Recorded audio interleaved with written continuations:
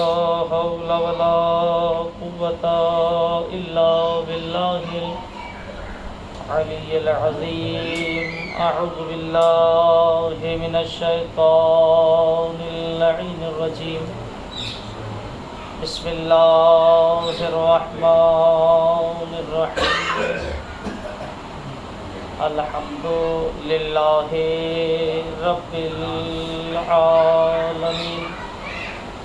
والعاقبة للمتقين والجنة للموحدين والنار للعاصين. الصلاة والسلام على رسول الثقلين محبوب رب المشرقين والمغربين جد الحسن والحسين أبي القاسم محمد.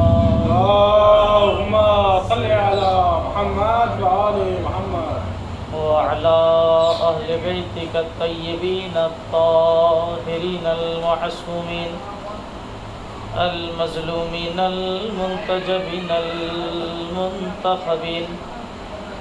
أما بعد فقد قال رسول الله صلى الله عليه وآله وسلم: ذكر علي عبادة صلوات. اللهم صل على محمد وآل محمد. برادران ایمان اور معزز سامعین کرام،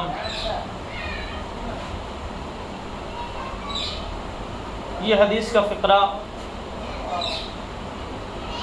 حضور اکرم محمد مصطفیٰ صلی اللہ علیہ وآلہ اللهم صل على محمد وآل محمد. اپنے حقیقی جانشین یعنی اپنے بھائی علی ابن ابی طالب کے لیے ارشاد فرمایا. آپ نے کہا کہ ذکر علی عبادہ، علی کا ذکر کرنا عبادت ہے. یہ حدیث اتنی مشہور ہے کہ آپ کو زبانی یاد، اور اگر ہم اس کا ترجمہ نہ بھی کریں تو پھر بھی آپ کو معلوم ہے کہ حدیث کا مطلب کیا ہے.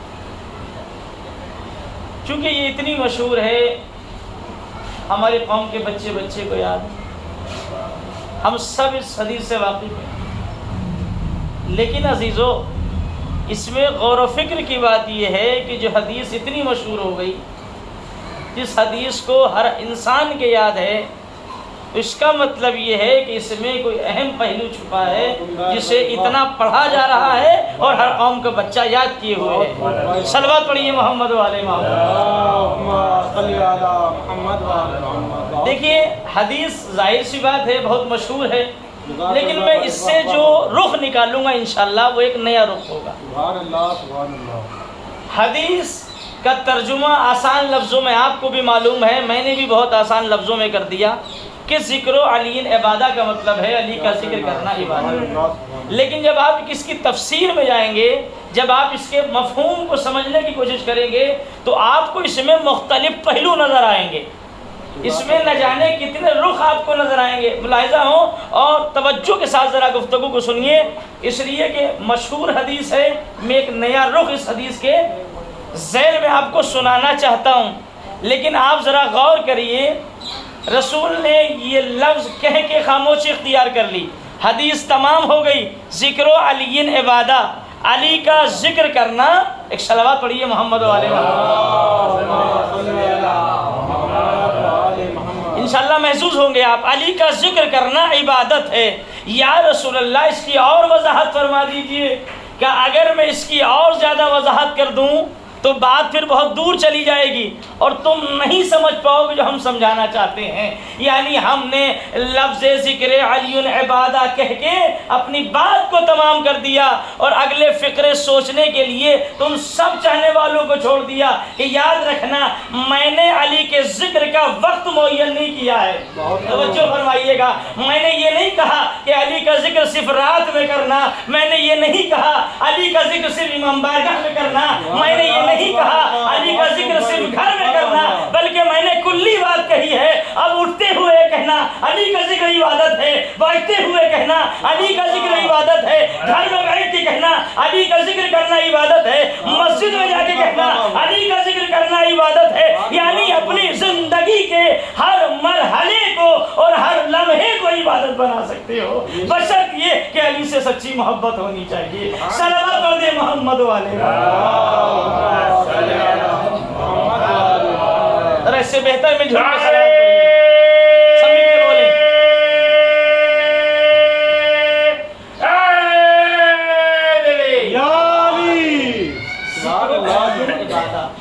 بہت انشاءاللہ اختصار کے ساتھ آپ سے گفتگو ہے۔ علی کا ذکر کرنا عبادت ہے، یہ علی کے لیے کہا گیا، لیکن اب تلاش کریے وہ ذات کون سی ہے جو علی کی شریک حیات بنی۔ جو فرمائیے آپ، وہ علی کے جس کی عدالت کا قصیدہ رسالت نے پڑھا، وہ علی جس کی عدالت کا قصیدہ خود خدا نے پڑھا۔ تو کوئی ایسی ذات ہے کائنات میں جو علی کے برابر ہو؟ کوئی ذات ہے جو عبادت میں علی جیسی ہو؟ کوئی ذات ہے جو عدالت میں علی جیسی ہو؟ جو ہر رخ سے علی جیسی ذات ہو؟ کائنات میں کون سی ذات ہے؟ تو وہ تنہا خود حضور اکرم کی بیٹی جناب فاطمہ الزہرا کی ذات ہے۔ آپ مولا کائنات کے بارے میں سنتے رہتے ہیں، دل چاہتا ہے کہ جو علی کی بالکل برابر کی سی شریک ہے ہر چیز میں، اس کے بارے میں تھوڑی سی میں روشنی ڈال دوں تاکہ میری بات میرے بچوں تک پہنچ جائے۔ بزرگ تو بہتر جانتے ہیں کون ہے وہ ذات، وہ رسول کی بیٹی جناب فاطمہ الزہرا۔ ہمارے یہاں ہر شب جمعہ دیکھیے بہت آسان لفظوں سے شہزادی کی منزلت اور ان کا مقام واضح کروں گا۔ عبادت شہزادی کی ویسی ہے جیسی علی کی۔ کون ہے شہزادی؟ شب جمعہ میں ہی صحیح ایک ہفتے میں، پیسے تو روزانہ پڑھنی چاہیے گھر کی برکت کے لیے، لیکن کم سے کم حکم ہے کہ شب جمعہ حدیث قصہ پڑھی جائے، اور پڑھی جاتی ہے ماشاءاللہ، چھوٹی سی چھوٹی بستی میں بھی اس کی تلاوت کی جاتی ہے، اور بڑا شرف ہے، اور اس گھر میں رحمتیں اور برکتیں نازل ہوتی ہیں جس گھر میں حدیث قصہ پڑھی جاتی ہے۔ اس لیے کہ ساری رحمتوں کا جو دنیا میں وجود پیدا ہوا ہے وہ انہی اہل بیت کے ذریعے سے ہوا ہے۔ اب آئیے میں اس حدیث قصہ کے فقرے سے شہزادی کا وقار اور اس کا مقام آپ کے سامنے عرض کرتا ہوں۔ کسے کہتے ہیں فاطمہ؟ آپ بتائیے، اگر آپ کے دروازے پر آپ سے ملنے کے لیے کوئی آئے، پہچانیے کس ذات کا نام فاطمہ۔ ایک شخص آیا آپ کے دروازے پر، وہ آپ سے ملنا چاہتا ہے، تو مجھے بتائیے جو شخص آ رہا ہے وہ کس سے ملنا چاہتا ہے؟ وہ آپ سے ملنے کے لیے آیا ہے، آپ گھر میں نہیں ہیں، آپ گھر میں نہیں ہیں، آپ نے بچے کو کہا، گھر میں جو بھی تھا موقع پہ، اس نے بچے سے کہا جاؤ دروازے پہ جا کے کہہ دو کہ جن سے آپ ملنے آئے ہو وہ گھر میں نہیں ہیں۔ پہچانیے سے کسے کہتے ہیں؟ فاطمہ۔ آپ نے جب یہ جواب سنا آپ چل دیے، راستے میں آپ کو آپ کے قریبی دوست ملے، بڑی توجہ، یہ مثال اس لیے دے رہا ہوں تاکہ میرے بچے بھی سمجھ لیں کہ فاطمہ کی ذات کیا ہے۔ آپ کے قریبی دوست ملے، سلام کیا، آپ نے جواب سلام دیا، اور جیسے ہی جواب سلام دیا فوراً آپ کے دوست نے پوچھا آپ کہاں سے آ رہے ہیں؟ بڑی توجہ، آپ کہاں سے آ رہے ہیں؟ اب بتائیے عقل کیا کہتی ہے؟ آپ کیا کریں گے؟ کیا یہ کہیں گے اس گھر کی عورت کا نام لے کے کہیں گے کہ میں فلاں کے گھر سے آ رہا ہوں؟ توجہ فرمائیے کس مقام پر ہے فاطمہ، میں یہ سمجھانے کی کوشش کر رہا ہوں۔ نہیں، عقل مند اور صاحب عقل آدمی کا کام یہ ہے کہ اس گھر کے مرد سے شناخت کراتا ہے، یعنی میں فلاں صاحب کے گھر سے آ رہا ہوں۔ اب آئیے حدیث قصہ کے فکرے کیا ہے؟ جب یہ پنجے تنے پاک چادر کے نیچے آئے، جناب زہرا کی چادر کے نیچے آئے، آسمان سے فرشتہ اترا، اور فرشتہ بھی معمولی نہیں، سید الملائکہ جبرائیل، اور چادر کے قریب آنے کے بعد پوچھا، اب یہ حدیث قصہ کے جملے ہیں، ہم فاطمہ، بھائی توجہ فرمائیے، ارے جبرائیل آ کے پوچھ رہے ہیں پروردگار اس چادر کے نیچے کون ہے؟ تو اللہ کو بتانا چاہیے تھا اس میں رسول موجود ہیں، اس میں علی موجود ہے، اس میں حسنین موجود ہے، لیکن حدیث قصہ کے فکر یہ ہے اللہ نے تعارف نہ پیغمبر کے ذریعے کرایا، نہ علی کے ذریعے کرایا، نہ حسن کے ذریعے کرایا، نہ حسین کے ذریعے کرایا، بلکہ قدرت نے آواز دی ہم فاطمہ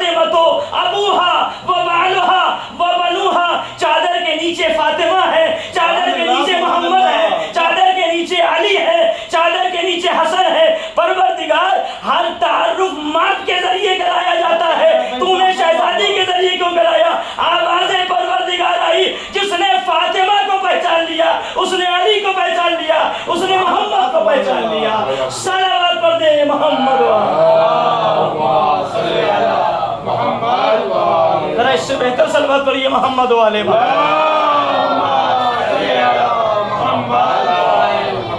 मरकज़ तहारत का नाम फातिमा है। क्या कहना है, सुभान अल्लाह। आप सुनते रहते, ये चादर जो मैंने आपके सामने जिक्र किया, ये वही चादर है इसके सदक़े में हदीस किस्सा का नुज़ूल हुआ। एक दो बात और यहीं से इंशाअल्लाह रब्ते मसाया। पैगंबर ने ज़ौफ़ महसूस किया, इसकी हिस्ट्री ये है, उनके बच्चों को पता होना चाहिए कि वाक़या कैसे वजूद में आया। पैगंबर ने अपने बदन में ज़ौफ़ महसूस किया, कमज़ोरी। आपको जब ज़ौफ़ महसूस होता है, जब कमज़ोरी महसूस होती है, आप कहाँ जाते हैं? तवज्जो फरमाइए। आप बेटी के घर जाते हैं या अस्पताल जाते हैं? डॉक्टर का तलाश करते हैं। हर अक्ल इंसान यही कहेगा, क़िबला जब ज़ौफ़ महसूस हो, बदन में कमज़ोरी महसूस हो, तो डॉक्टर के पास जाया जाता है इलाज कराने के लिए, अपना चेकअप कराने के लिए। या रसूल अल्लाह, आपके जिस्म में कमज़ोरी हो रही है, आप कोई आयत पढ़ लीजिए, शिफा मिल जाएगी। क्या कहना है? तवज्जो फरमाइए। आपके ऊपर तो पूरा कुरान नाजिल हुआ है, आपके सीने पर तो जिब्राइल कुरान लेके आए हैं, आप आयत पढ़ जाइए, आपको शिफा मिल जाएगी। लेकिन रसूल ने ऐसा नहीं किया। रसूल अपने घर से चले, अपनी बेटी के दरवाजे पर पहुंचे, सलाम किया, रिसालत शहजादी के घर के अंदर दाखिल हुई, और फौरन बेटी ने भी बाप के मिजाज को समझ लिया कि मेरे बाबा इस वक्त क्या चाहते हैं। जैसे ज़ौफ़ का इजहार किया, जैसे ही कमज़ोरी का एहसास किया, बेटी हुजरे में गई और चादर यमनी ला के बाप के हवाले कर दी। एक बेटी ने बाप का ज़ौफ़ दूर करने के लिए चादर यमनी को बाप के हवाले किया, और अब अल्लाह के रसूल उस चादर को ओढ़ के लेट गए। अजीज़ों, ये वाक़या आप सुनते रहते हैं और हदीस किस्सा के तर्जुमे में पूरा वाक़या मौजूद है। लेकिन मैं कहूँगा, या रसूल अल्लाह, आपने कोई आयत पढ़ के क्यों ज़ौफ़ दूर नहीं किया? आप चादर ही को लेके क्यों ओढ़ के बैठ गए ताकि आपका ज़ौफ़ दूर हो सके? तो अजब नहीं, रसूल आवाज़ दे, मैं कायनात के लोगों को बताना चाहता हूँ, जब रिसालत का ज़ौफ़ बगैर फातिमा के दूर नहीं हो सकता, तो तुम्हारी इबादतें बगैर मोहब्बत फातिमा के कैसे कबूल हो सकती? सुभान अल्लाह। सलावत पढ़े मोहम्मद मोहम्मद। मैंने सलवात के फ़ज़ाइल रात आपके सामने बयान किए थे। सलवात चाहे नमाज में पढ़े, चाहे मजलिस में पढ़े, बावाज़े बुलंद पढ़ा गए।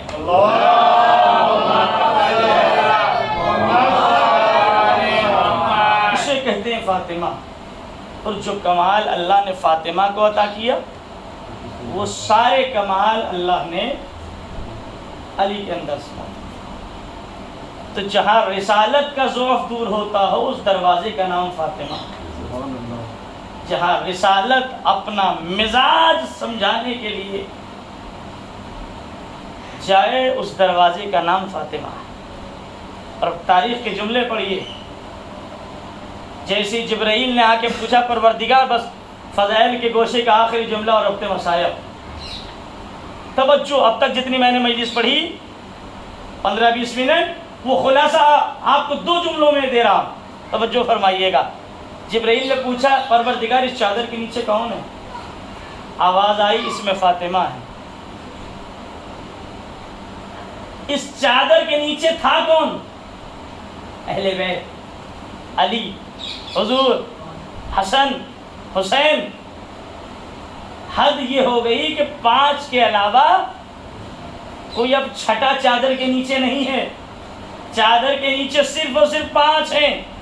देखिए, अरबी में बैत को घर के, अरबी में बैत है और उर्दू में उसका जो ट्रांसलेशन है उसे कहते हैं घर। बैत यानी घर। चादर के नीचे कौन है? बस ये बैत समझ लीजिए और खत्म दुआ फ़ज़ाइल की कोशिश। बैत अरबी का लफ्ज़ है, जब आप उसका तर्जुमा करेंगे तो बैत का मतलब है घर। चादर के नीचे कौन है? अहले बैत।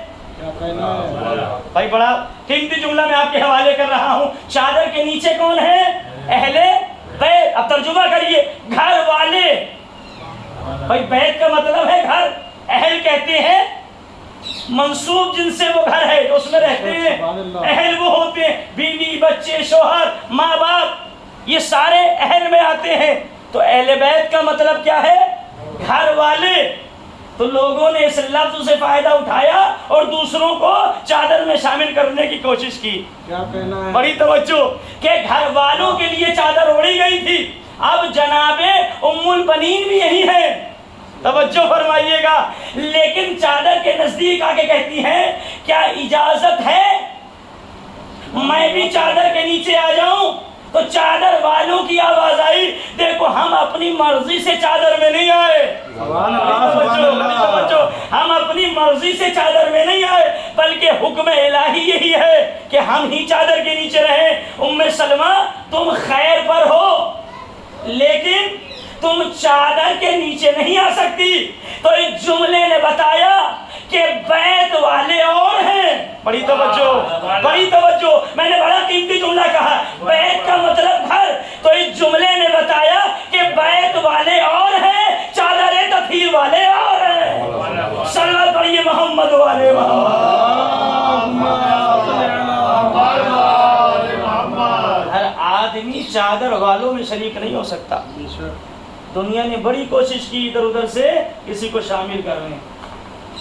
اور بھی تو بیٹیاں تھیں رسول کی, مجھے اس سے بحث نہیں ہے. اگر تھیں تو چادر میں کیوں نہیں؟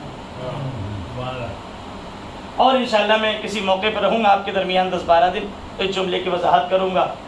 کئی دلیلیں ہیں ایسی جو یہ ثابت کریں گی کہ رسول کی تنہا بیٹی ہے اور اس بیٹی کا نام فاطمہ ہے. بہت مسائل ہیں, بہت سوال و جواب ہیں. انشاءاللہ جب موقع ملے گا مجھے میں آپ کے سامنے عرض کرتا جاؤں. لیکن میرے دوستو, میرے عزیزو, محرم کی 1 تاریخ آج ہے, پہلی محرم ہے. بڑی تیزی سے یہ دن گزریں گے, پتہ بھی نہیں چلے گا. بہت تیزی سے 10 دن گزر جائیں گے, عاشورا جائے گی, ہمیں پتہ بھی نہیں چلے. ہماری ذمہ داری جو ہے ہمیں اس کو فراموش نہیں کرنا. عزیزو, آپ نے رات بھی پرسہ دیا اور آپ اب مستقل پرسہ دیں گے. لیکن عزیزو, آپ چند منٹ کے لیے دھوپ میں چل کے آئے, گرمی کا احساس ہوا, آ کے ٹھنڈک میں بیٹھ گئے.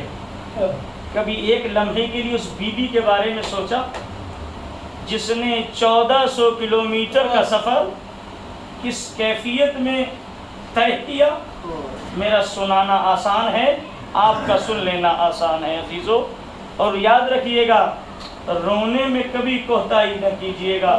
اس لیے کیوں ہمارے آنسوؤں کی منتظر کوئی بی بی رہتی ہے. جب ایک چاہنے والے کی آنکھ سے آنسو جاری ہوتے ہیں, بی بی اس کو دعا دیتی ہیں. عزیزو, مجھ سے صاحب خانہ نے کہا کہ مولانا کچھ نہ کچھ کہیں نہ کہیں 2 شہزادوں کا ذکر کیجئے گا. انشاءاللہ آنے والی تاریخوں میں میں مکمل شہادت پیش کروں گا. مگر ہاں, جب صاحب خانہ کی امید ہے اور اس کا دل ہے تو میں ایک فقرہ ضرور کہوں گا, اس لیے کہ مجھے 2 شہزادوں کے بارے میں کہا گیا. عزادارو, پہلے شہزادے کا نام ام فروا, حسن کا یتیم جناب قاسم, اور دوسرا شہزادہ اللہ اکبر, خدا آپ کے جوان بچوں کو سلامت رکھے. لیکن عزیزو, جیسے لیلا کی گود اجڑی ہے, خدا کسی بیوی کی ایسے گود نہ اجاڑے. اللہ اکبر. جیسے داغ یتیمی امام حسن کے بیٹے ارے جناب قاسم نے کھایا ہے, خدا کسی بچے کو اس عمر میں یتیم نہ کرے. ارے 13 سال کا سن کتنا ہوتا ہے عزیزو, یہ ہے جناب قاسم. لیکن میرا دل چاہتا ہے کہ مسکریا جوان کے بارے میں ایک مختصر سی روایت پڑھوں تاکہ آپ کو احساس ہو کہ حسین اپنے بچے کو کتنا چاہتے تھے, حسین علی اکبر سے کتنی محبت کرتے تھے. تاریخ میں لکھا ہے کہ جناب علی اکبر کا بچپن تھا اور مولا مدینے میں موجود تھے. امام حسین علیہ السلام مدینے میں موجود ہیں, علی اکبر کا بچپن ہے. اب تاریخ کہتی ہے انشاءاللہ آپ گریہ کرنے کے لیے آمادہ ہیں. لیکن عزیزو, جب بھی مصائب ہو رہے ہوں اپنے دل کی دعاؤں کو مانگنا, انشاءاللہ اللہ علی اکبر کے صدقے میں آپ کی دعاؤں کو قبول کرے گا. خدا کسی باپ کے سامنے یہ منظر نہ لائے جو حسین نے اپنی آنکھوں سے دیکھا. تاریخ کہتی ہے مولا مدینہ مدینے کی گلی میں بیٹھے ہوئے تھے، ایک مولا کا چاہنے والا مولا کی خدمت میں حاضر ہوا اور اس نے سلام کرنے کے بعد جیسے جواب سلام مل گیا ایک جملہ کہا، مولا میں آپ کی ملاقات کو کئی دن سے سوچ رہا تھا، آج میں آپ کی ملاقات کو آپ کی خدمت میں حاضر ہو گیا، انشاءاللہ اگر تصور کر لیا تو بہت روگے، ابھی یہ گفتگو شروع ہی ہوئی تھی، اتنے میں خیمے سے علی اکبر نکلے اور نکلنے کے بعد مولا کے سامنے سے گزرتے ہوئے چلے گئے۔ ارے جیسے ہی شخص کی نظر علی اکبر پر پڑی، اس نے کہا مولا میں آج آپ کی خدمت میں اس لیے آیا ہوں تاکہ آپ میرے لیے دعا کر دیں۔ کہا کیسی دعا؟ کہا مولا آپ کی دعا اللہ ضرور سنتا ہے، عزادارو خدا آپ کی آوازوں پہ رحمتیں نازل فرمائے، مولا آپ کے پرسے کو قبول فرمائے، جنہوں نے فرش عزا بچھائی ہے مولا انہیں ہر بلا سے محفوظ رکھے۔ عزادارو مولا فرماتے ہیں اے میرے چاہنے والے کیسی دعا کرانا چاہتا ہے؟ عزادارو صاحب اولاد جو حضرات ہیں وہ اس جملے کو محسوس کریں، وہ کہتا ہے مولا آپ کی دعا اللہ رد نہیں کرے گا۔ مولا کہتے بتا تو صحیح مجھ سے کیا دعا چاہتا ہے؟ اس نے کہا مولا آپ میرے حق میں دعا کر دیجئے کہ اللہ مجھے اکبر جیسا بیٹا عطا کر دے، جیسا اکبر آپ کو ملا ہے ویسے ہی میرا دل چاہتا ہے یہ چاند سا بیٹا مجھے مل جائے۔ ارے مولا نے اس کی طرف دیکھ کے جملہ کہا مجھے یہ بتا اگر اللہ نے تجھے اکبر جیسا بیٹا دے دیا اور تو نے اسے پال کے جوان کر دیا ہو اور تیرے آنکھوں کے سامنے ارے تیرے چاند سے بیٹے کی آنکھ میں تنکا گر جائے یا پیر میں کانٹا لگ جائے تو تو کیا کرے گا؟ وہ دل تڑپ کے کہتا ہے مولا میں اللہ سے دعا کروں گا کہ پروردگار وہ کانٹا چاہے میری آنکھ میں لگ جائے میرے کڑیل جوان اکبر جیسے بیٹے کے آنکھ کے کیا پیر میں بھی نہ لگے۔ ارے امام اپنی جگہ سے کھڑے ہو گئے، کہا اگر یہ جذبہ ہے تو اکبر جیسا بیٹا نہ مانگ، اس لیے کہ اللہ نے جو مجھے اکبر دیا ہے ارے سن 61 ہجری ہوگی، محرم کی 10ویں ہوگی، یہی میرا کڑیل جوان سینے میں برچی کا پھر ارے میں 57 سال کا ضعیف اپنے بیٹے کے پہلو میں بیٹھ کے کہوں گا اے بیٹا تو نے اس ضعیفی کے عالم میں اپنے بابا کو کیا زخم دیا، اے مولا آپ کیسے برداشت کریں گے؟